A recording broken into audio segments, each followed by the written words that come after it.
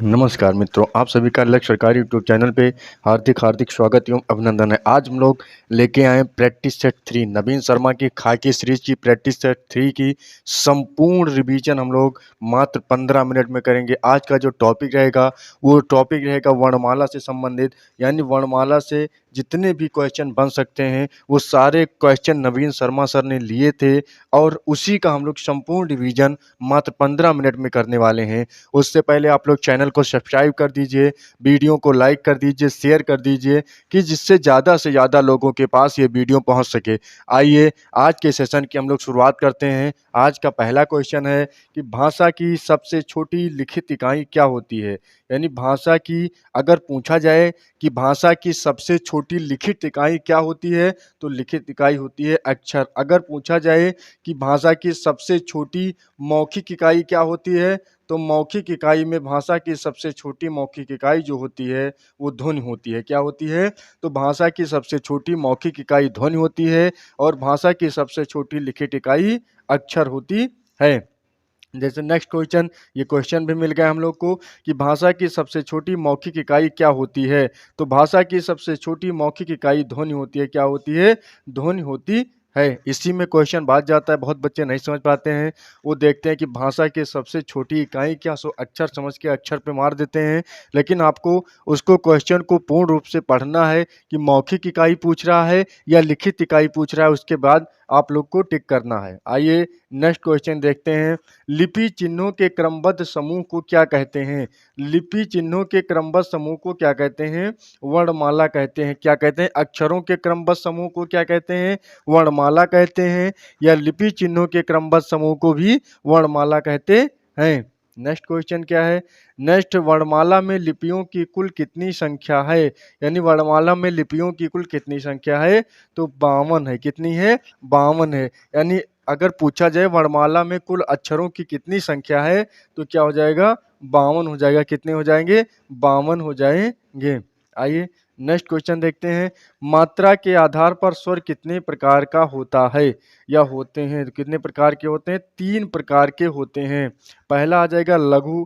तो लघु में जितनी भी एक मात्राएं की होती है, जैसे छोटा आ और फिर हो जाएगा छोटी ई और हो जाएगा छोटा ऊ, ये सब क्या हो जाएगा? ये सब लघु हो जाएगा। क्या हो जाएगा? छोटा आ हो जाएगा, फिर छोटी ई हो जाएगा और फिर छोटा ऊ हो जाएगा, ये हो जाएगा लघु। और जैसे फिर दीर्घ में क्या आता है?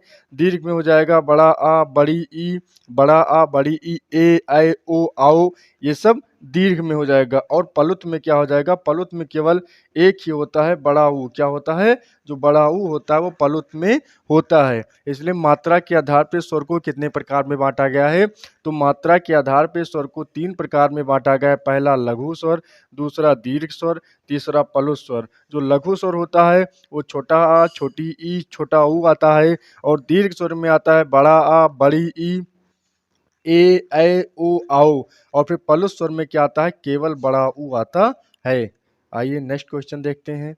तो जो नेक्स्ट क्वेश्चन है, हिंदी वर्णमाला में किस संयुक्त स्वर, यानी हिंदी वर्णमाला में किसे संयुक्त स्वर माना जाता है? यानी हिंदी वर्णमाला में किसे संयुक्त स्वर माना जाता है? तो किसे माना जाता है?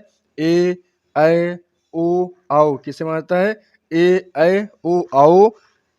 हिंदी वर्णमाला में इसे संयुक्त स्वर माना जाता है। नेक्स्ट क्वेश्चन क्या है?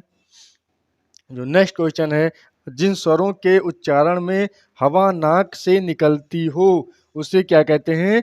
उसे अनुनासिक कहते हैं। जैसे जिसके ऊपर चांद बिंदी लगी होती है वही ज़्यादातर अनुनासिक होते हैं। और जिन उच्चारण में हवा नाक से ना निकले उसे क्या कहते हैं? उसे निरअनुनासिक कहते हैं। क्या कहते हैं?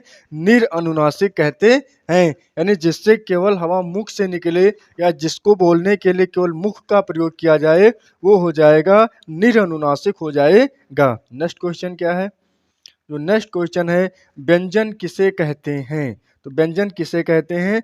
जिन अक्षरों को या जिन अक्षरों के उच्चारण या जिन अक्षरों को बोलने के लिए स्वर से सहायता लिया जाए उसे क्या कहते हैं? उसे व्यंजन कहते हैं। या जिन अक्षरों का उच्चारण स्वर की सहायता से किया जाता है उसे व्यंजन कहते हैं। नेक्स्ट क्वेश्चन क्या है? नेक्स्ट है, संयुक्ताक्षर व्यंजन निम्नलिखित में से कौन कौन से होते हैं? तो संयुक्ताक्षर व्यंजन होते हैं छत्र, स्र, ज्या, पित्र।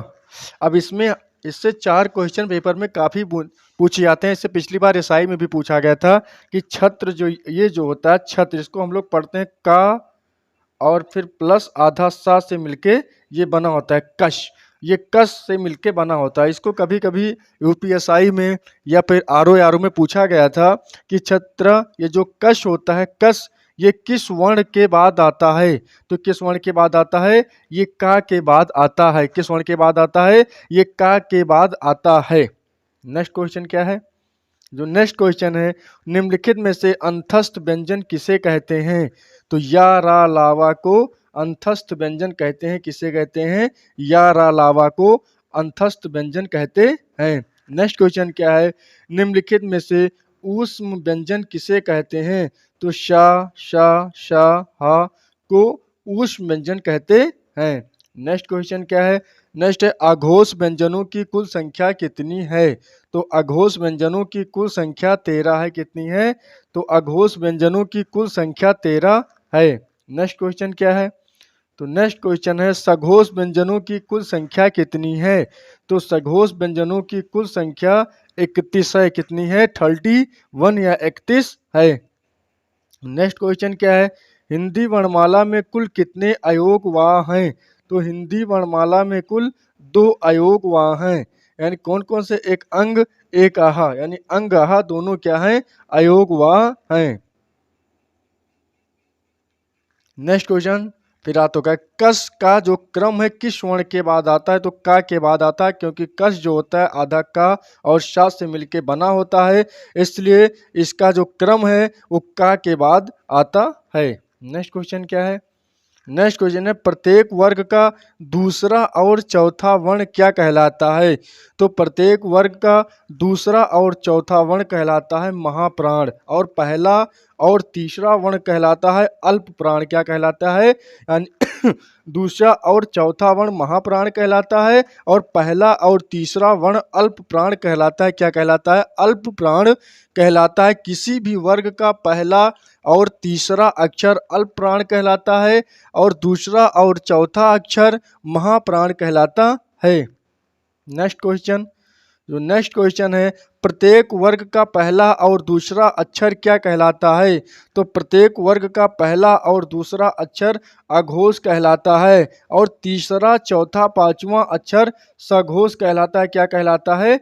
सघोष कहलाता है। तीसरा चौथा पांचवा अक्षर जो होता है वो सघोष कहलाता है। यानी तीसरा चौथा पांचवा अक्षर किसी भी वर्ग का सघोष कहलाता है और पहला और दूसरा अक्षर अघोष कहलाता है। नेक्स्ट क्वेश्चन देखते हैं। जो नेक्स्ट क्वेश्चन है, वर्णमाला को कितने समूह में बांटा गया है? तो वर्णमाला को 5 समूहों में बांटा गया है। इसका हम लोग एक ट्रिक में याद करते हैं, KTMDO। यानी के से हो जाएगा कंठ हो जाएगा, टी से हो जाएगा तालु, और फिर एम से हो जाएगा मूर्धा, फिर डी से हो जाएगा दंत, ओ से हो जाएगा ओष्ठ। यानी जो वर्णमाला को कितने समूहों में बांटा गया है? तो वर्णमाला को 5 समूहों में बांटा गया है। KTMDO, KTM 2। यानी तो इसका मतलब हो जाएगा 5 समूह। इससे याद हो जाएंगे। इसे फिर से एक बार देख लेते हैं। के से हो जाएगा कंठ हो जाएगा, और टी से तालु हो जाएगा, यम से हो जाएगा मूर्धा, डी से हो जाएगा दंत, ओ से हो जाएगा ओष्ठ। आइए उसका विश्लेषण भी हम लोग देख लेते हैं।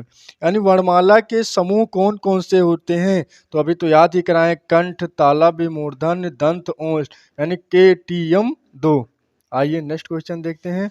तो जो नेक्स्ट है, कंठ समूह में कौन कौन से अक्षर आते हैं? तो जितने भी का वर्ग के अक्षर होते हैं वो सब कंठ समूह में आते हैं, और छोटा आ, बड़ा आ और हा अक्षर भी कंठ समूह में आते हैं। नेक्स्ट क्वेश्चन देखते हैं। तो नेक्स्ट है, तालु समूह में कौन से अक्षर आते हैं? तो चा वर्ग के सभी अक्षर तथा छोटी ई, बड़ी ई, या और शा भी तालु समूह में आते हैं। आइए नेक्स्ट क्वेश्चन क्या है? तो नेक्स्ट क्वेश्चन है, मूर्धा समूह में कौन कौन से अक्षर आते हैं? तो मूर्धा समूह में जितने भी टा वर्ग के अक्षर होते हैं वो सब मूर्धा समूह में आते हैं, तथा टा वर्ग के साथ साथ रा, शा और री, ये तीनों अक्षर भी मूर्धा समूह में आते हैं। नेक्स्ट क्वेश्चन क्या है?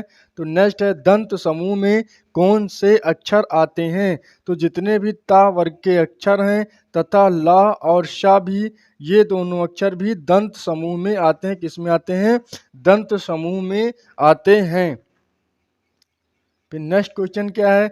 नेक्स्ट है ओष्ठ समूह में कौन से अक्षर आते हैं?